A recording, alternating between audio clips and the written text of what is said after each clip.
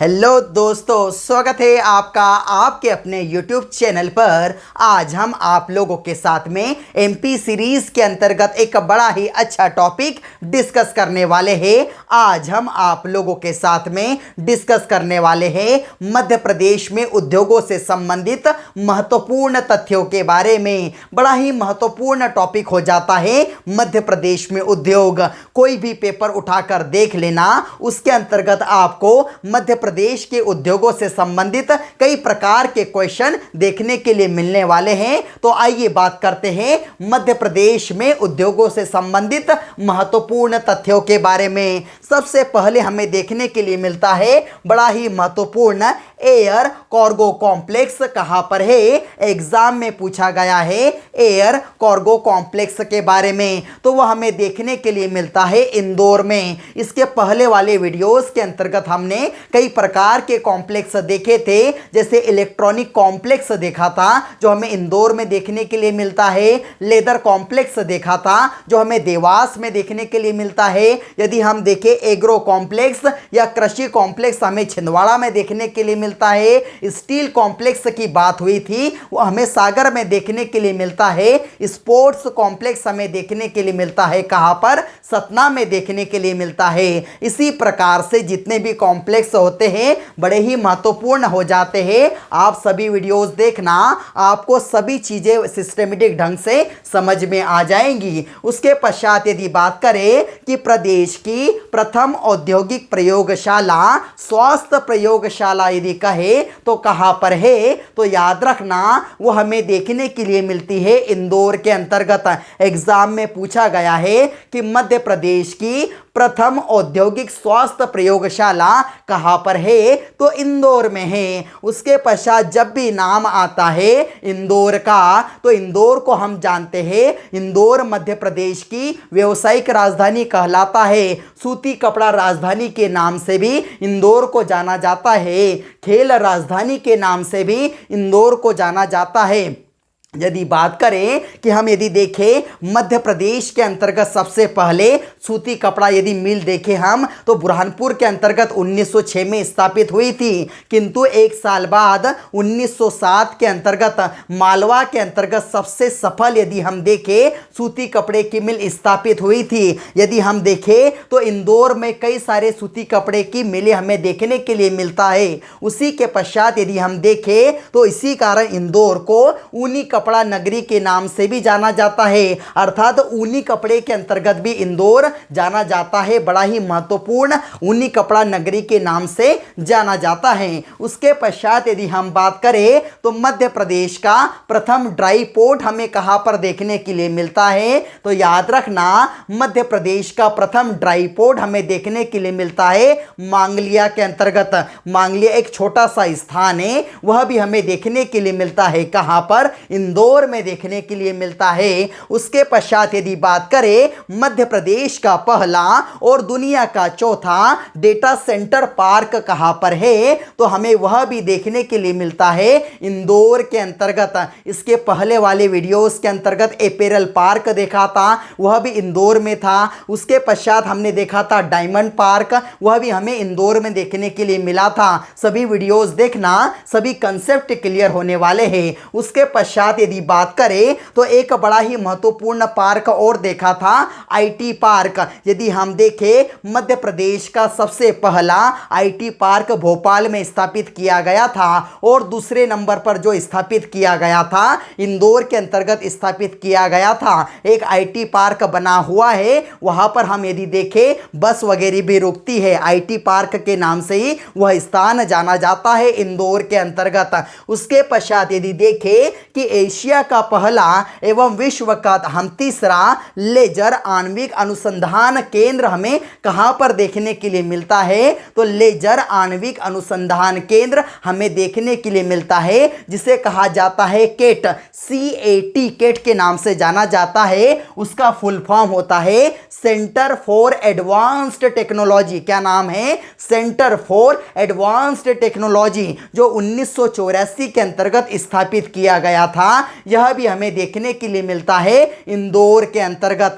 और आपको एक बात और पता होना चाहिए, 2007 में इसका नाम बदल दिया गया है राजा रमन्ना। क्या लगा दिया गया है इसके आगे? Raja Ramanna centre for advanced technology, इसका नाम परिवर्तित कर दिया गया है। यहां पर क्या किया जाता है, तो जो लेजर जो किरणें होती है उसका उत्पादन किया जाता है। उसके पश्चात यदि देखें कि देश का पहला बायोमास गैसीफायर संयंत्र कहां पर देखने के लिए मिलता है, देश का पहला की बात हो रही है, बायोमास गैसीफायर संयंत्र। तो यह याद रखना, यह हमें देखने के लिए मिलता है बैतूल में। और बड़ा ही महत्वपूर्ण हो जाता है, ऐसा कहा जाता है कि सूखी लकड़ी का उपयोग कर कर, पत्तों का उपयोग कर कर इस संयंत्र के अंतर्गत एनर्जी का उत्पादन किया जाता है। उसके पश्चात यदि देखें तो बैतूल एक और चीज के लिए जाना जाता है, घड़ी बनाने का। मध्य प्रदेश के अंतर्गत यदि बात करें तो एकमात्र उद्योग हमें देखने के लिए मिलता है बैतूल में। किस प्रकार की घड़ी? तो HMT टाइप की जो घड़ी होती है उसका उद्योग हमें देखने के लिए मिलता है। कहां पर? तो हमें बैतूल में देखने के लिए मिलता है। उसके पश्चात यदि बात करें, देश का पहला भूगर्भ एवं खनिज म्यूजियम कहां पर है, तो याद रखना, देश का पहला भूगर्भ एवं खनिज म्यूजियम हमें देखने के लिए मिलता है ग्वालियर के अंतर्गत। ग्वालियर बड़ा महत्वपूर्ण हो जाता है। उसके पश्चात यदि हम देखें तो साइकिल उद्योग मध्य प्रदेश में कहां पर देखने के लिए मिलता है, तो साइकिल उद्योग मध्य प्रदेश के अंतर्गत हम देखें तो गुना के अंतर्गत देखने के लिए मिलता है। और ऐसा कहा जाता है, साइकिल के निर्माण से संबंधित संपूर्ण यदि हम देखें जितने भी उसके पार्ट्स होते हैं, सबसे ज्यादा उत्पादन इसका कहां पर होता है? गुना में होता है। उसके पश्चात आपको एक बात और पता होना चाहिए, हम देखें मध्य प्रदेश के कुल 55 जिले हो गए हैं और गुना से ही एक अलग नया जिला बना है जिसका नाम है चाचौड़ा। उसके पश्चात देखें आधुनिक हथियार फैक्ट्री कहां पर है, तो आधुनिक हथियार फैक्ट्री हमें देखने के लिए मिलती है मालनपुर के अंतर्गत। और मालनपुर आता कहां पर है, तो मालनपुर हमें देखने के लिए मिलता है भिंड में। और एक बात याद रखना, यह जो फैक्ट्री है किसके सहयोग से स्थापित की गई है, तो यह फैक्ट्री हम देखें इजराइल के सहयोग से स्थापित की गई है। उसके पश्चात गन कैरेज फैक्ट्री एग्जाम में पूछा गया है कि गन कैरेज फैक्ट्री कहां पर है, तो यह भी हमें देखने के लिए मिलती है जबलपुर में। उसके पश्चात यदि देखें हम, गन कैरेज फैक्ट्री 1904 में ही स्थापित हो गई थी। जिलेटिन हम देखें, जिलेटिन का कारखाना कहां पर है, जिलेटिन अर्थात जिलेटिन का पाउडर बालों के लिए बड़ा ही महत्वपूर्ण हो जाता है जिलेटिन, उसका कारखाना भी हमें जबलपुर में देखने के लिए मिलता है। अब यदि हम देखें गवर्नमेंट ऑर्डिनेंस फैक्ट्री के बारे में, बड़ी ही महत्वपूर्ण हो जाती है गवर्नमेंट ऑर्डिनेंस फैक्ट्री कहां पर है, तो आपने एक फैक्ट्री का ज्यादा नाम सुना होगा, खमरिया, जो कि जबलपुर में है। किंतु याद रखना, दो और हमें गवर्नमेंट ऑर्डिनेंस फैक्ट्री देखने के लिए मिलती है। कहां पर? जबलपुर से क्या अलग हुआ था? कटनी, तो कटनी में भी है। और एक हमें देखने के लिए मिलती है कहां पर? इटारसी के अंतर्गत। इटारसी आप जानते हैं होशंगाबाद में आता है, मध्य प्रदेश का सबसे बड़ा रेलवे जंक्शन कहलाता है इटारसी। उसके पश्चात यदि देखें इंसुलिटिन बनाने का कारखाना कहां पर है, तो हमें देखने के लिए मिलता है देवास के अंतर्गत। यह भी बड़ा महत्वपूर्ण हो जाता है। उसके पश्चात निर्यात उर्वरक औद्योगिक पार्क कहां पर है, बात हो रही है निर्यात उर्वरक औद्योगिक पार्क की, तो यह हमें देखने के लिए मिलता है कहां पर? देवास के अंतर्गत।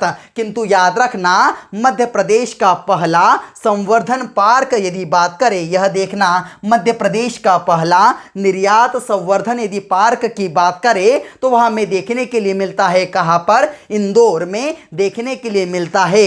इंदौर से संबंधित सभी चीजें हमने ऊपर डिस्कस कर ली थी, किंतु आप लोगों को कंफ्यूजन ना हो, निर्यात उर्वरक औद्योगिक पार्क देवास में और मध्य प्रदेश का पहला निर्यात संवर्धन पार्क हमें देखने के लिए मिलता है इंदौर में। और याद रखना, संपूर्ण मध्य प्रदेश में छाता उद्योग यदि हमें देखने के लिए मिलता है, एकमात्र छाता उद्योग तो हमें देखने के लिए मिलता है महू की एक तहसील है, इंदौर की एक तहसील है महू, जिसका 2003 में नाम बदलकर क्या कर दिया गया है, डॉक्टर अंबेडकर नगर कर दिया गया है। तो वहीं पर हमें देखने के लिए मिलता है इंदौर की तहसील महू के अंतर्गत छाता उद्योग। उसके पश्चात यदि बात करें कि मध्य प्रदेश का सबसे ज्यादा औद्योगिकरण वाला हमें देखने के लिए मिलता है जिला कौन सा है, तो आप जानते हैं मध्य प्रदेश का सबसे ज्यादा इंडस्ट्रियल एरिया जो हमें देखने के लिए मिलता है, हमें देखने के लिए मिलता है पीथमपुर वाला एरिया। और पीथमपुर आता कहां पर है, जिले की बात हो रही है तो धार में आता है। और यदि बात करें कि सबसे कम इंडस्ट्रियल एरिया हमें, सबसे कम औद्योगिकरण वाला जिला हमें कौन सा देखने के लिए मिलता है, तो पन्ना देखने के लिए मिलता है। पन्ना के बारे में तो आप जानते होंगे, संपूर्ण देश के अंतर्गत केवल ऐसा जिला जो क्या करता है, हीरे का उत्पादन करता है, तो वह है हमारे मध्य प्रदेश का पन्ना।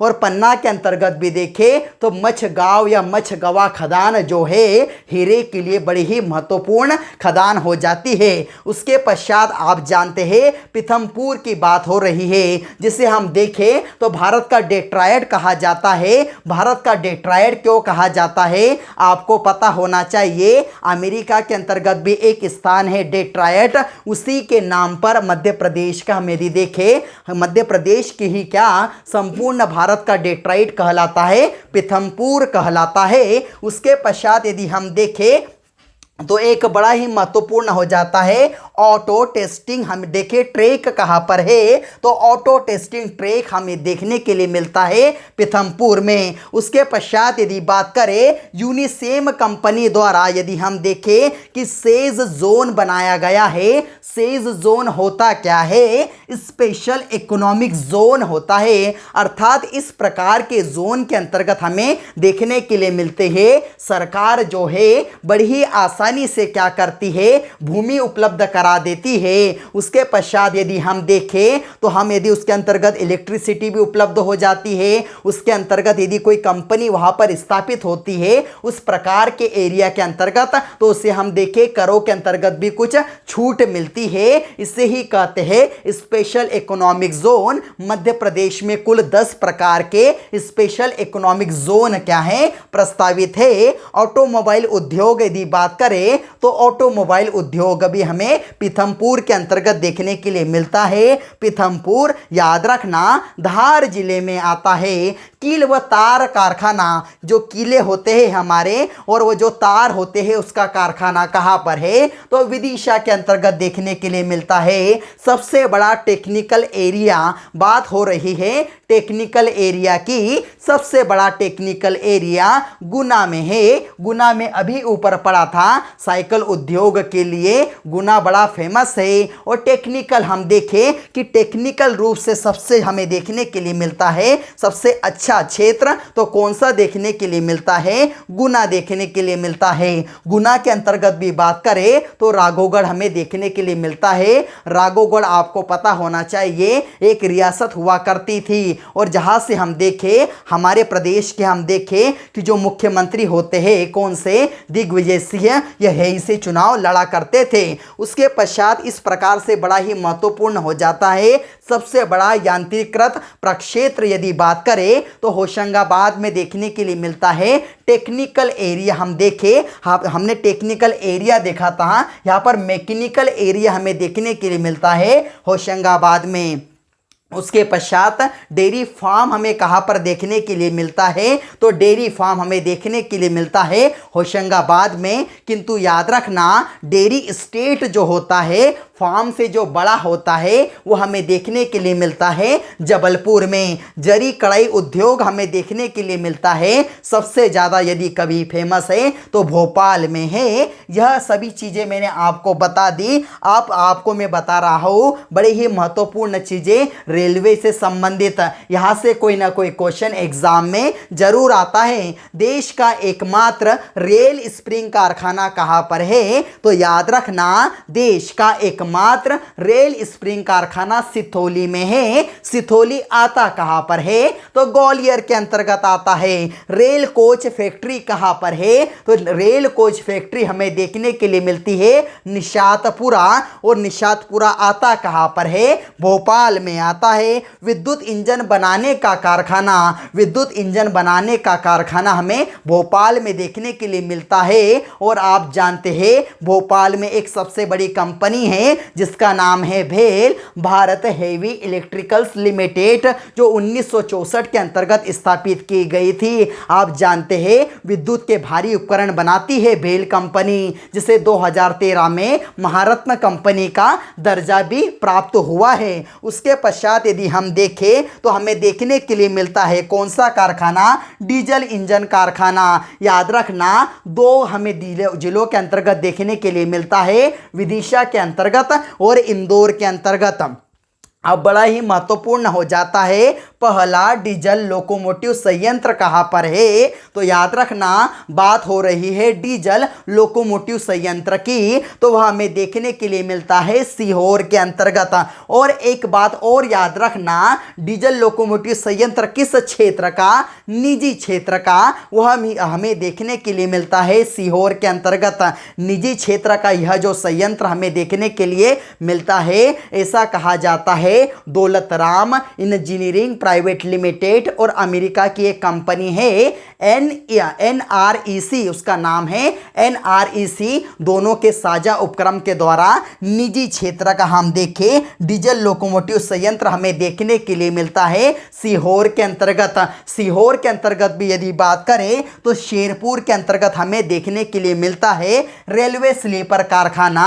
कहां पर है? तो याद रखना, रेलवे स्लीपर कारखाना हमें देखने के लिए मिलता है बुधनी के अंतर्गत, और यह भी कहां पर आता है? सीहोर के अंतर्गत आता है। आपको पता होना चाहिए हमारे मध्य प्रदेश के जो मुख्यमंत्री है शिवराज सिंह चौहान, उनका विधानसभा क्षेत्र है बुधनी, जो सीहोर जिले के अंतर्गत आता है। तो यह थी हमारी संपूर्ण जानकारी मध्य प्रदेश में जो जितने भी उद्योग है उनसे संबंधित तथ्यों के बारे में। आप एक इसका स्क्रीनशॉट भी लेकर रख सकते हैं और अपने अच्छे नोट्स प्रिपेयर कर सकते हैं। यदि आप क्या कर सकते हैं, पुराने वीडियोस को देखना, हमने जो पांच भाग बनाए हैं, और यह वाला भी पूरा भाग देख लो।